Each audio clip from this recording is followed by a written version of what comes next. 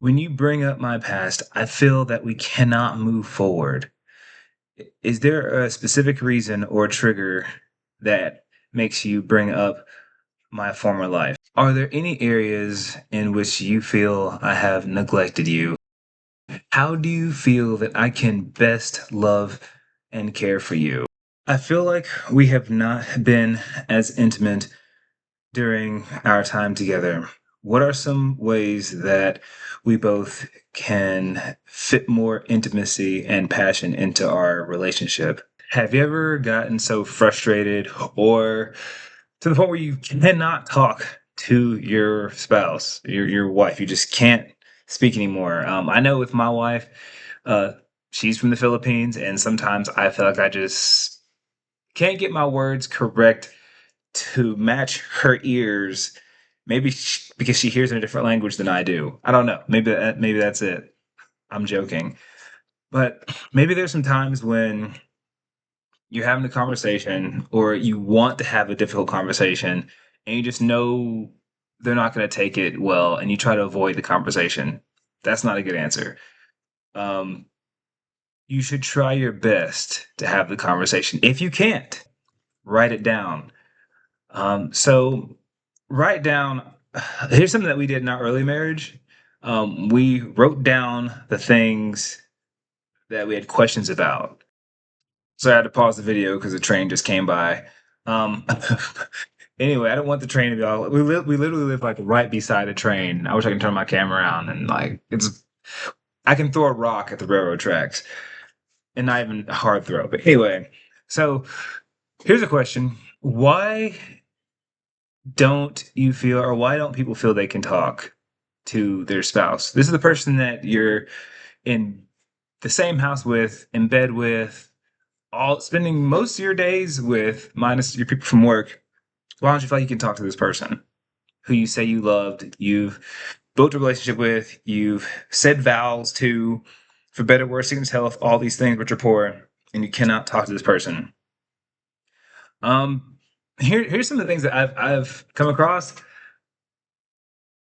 Sometimes we get scared because we don't want to, either we get too hyped up, especially when I first in our marriage, early on in our marriage, I was the hyped up one. I would be the one to get kind of like, oh, and my articulation drops and I feel like I can't talk anymore. I feel like she's not going to understand, or maybe she's responding in a way that I don't like, and you're not understanding me.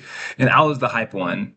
Would be like, hey, I probably said this in the previous video, but can you please wash the dishes? And I felt the heat in the back of my neck start to rise and get to my ears. And I felt like something like pop. Like, can you please just do what I'm asking you to do? Why don't you? It's like I'm talking to a 5-year old. And I start to say things that aren't, you know, that are not good for a marriage, for two adults to, two adults should not be talking to each other like they're children or like they're your kids. It should be two adults talking. Go figure. Or maybe the other person gets hyped up. Maybe she's the one that gets more frustrated. So why do we not feel like we can't talk? Probably one of those two reasons. Or she might get defensive. She shuts down, gets self enclosed, doesn't want to speak anymore. And I do this because my wife used to have a hoodie, and she would just like kind of tie herself up in it, and be like, "What?" Just kind of sit. And I remember I had to break her out of that. Not like in a bad way. I would just go to her, like I'd pop my head in her, like pop my head. I would pop my head in her hoodie and go, "Hey, what's wrong? Please talk to me." And she'd, of course, jerk away. And it took a while for us to get past those moments. But mostly it probably feels like somebody's getting cut off way too much and somebody's not feeling heard. That's probably what it evolves to, or that's probably what it really is somebody's feel like they're getting cut off, somebody's feeling not being heard, and so they just shut down. I offered this to a couple men who have had communication issues with their spouse, and at least one specific one I can think of, I have his questions here. Those aren't the questions that he actually said. There's some different ones. I'm not going to read his questions, but I did tell him, hey, write down your thoughts, write down your questions, or write down your thoughts and then formulate them into questions that you really genuinely have for your girlfriend or fiance now. But generally, like, write them down, be respectful, and ask simple questions, and give them time. Give your wife time, or give your fiance time. For some men, wife, give them time to respond. Don't ask these questions in hopes they're going to give you an answer quickly.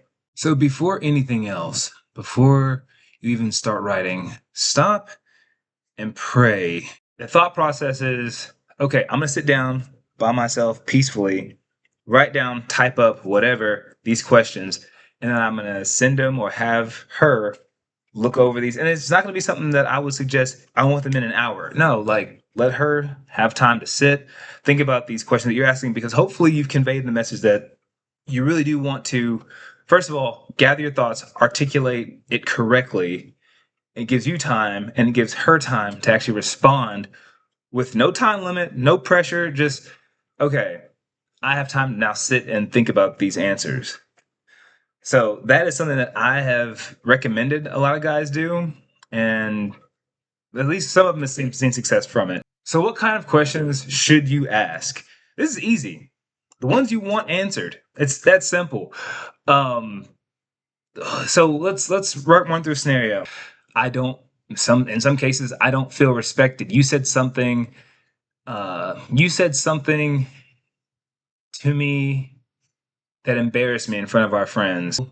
This did hurt my feelings, and that's it. Sometimes you don't even need like them to write down the answer back. They just need to know how you feel. Sometimes it's just articulation. This is probably maybe the whole premise of this whole video is just being able to write down what you want them to know versus I want you to answer for this egregious behavior. You've sinned against me. No, it's just something simple like maybe you want to answer, sometimes you don't. You just want them to understand where you're coming from and your point of view. So I don't want this video to be long. I actually just had this thought about some friends that I've helped, and I decided maybe to put this as a video out there. Maybe you're somebody who just didn't know any other way to communicate besides talking, maybe yelling. Like the video I talked about before, all you do is yell. But no, writing down things has been helpful. I know with my wife and I, several times I've gone in another room. This is our first apartment we lived in. I wrote down something that I can't remember exactly what it was. It was something to the effect of, hey, what are some areas that I could love you better? Or where are some areas that you feel unloved by me? And she's like, no, you're doing everything great. Like that was like the first maybe 2 months of our marriage. But then after like month 4 or 5, I did the same thing. She wrote down, you blab way too much. You're in front of our friends. You talk too much. And that was me. I was the guy who may say something that could be maybe if not so much offensive, but probably embarrassing to me. I don't get embarrassed hardly ever. I do. I'm an open book. But yeah, just realizing those times when, oh, maybe I'm the one that did something wrong. Even if, but here's the thing, no matter what the answer is, accept the answer. Unless you just know it's a lie. Hopefully, you have a spouse that doesn't just blatantly lie to you. If you do, you have another problem. Just being honest, being able to take the criticism, being able to take the feedback, even if it's not what you wanted to hear.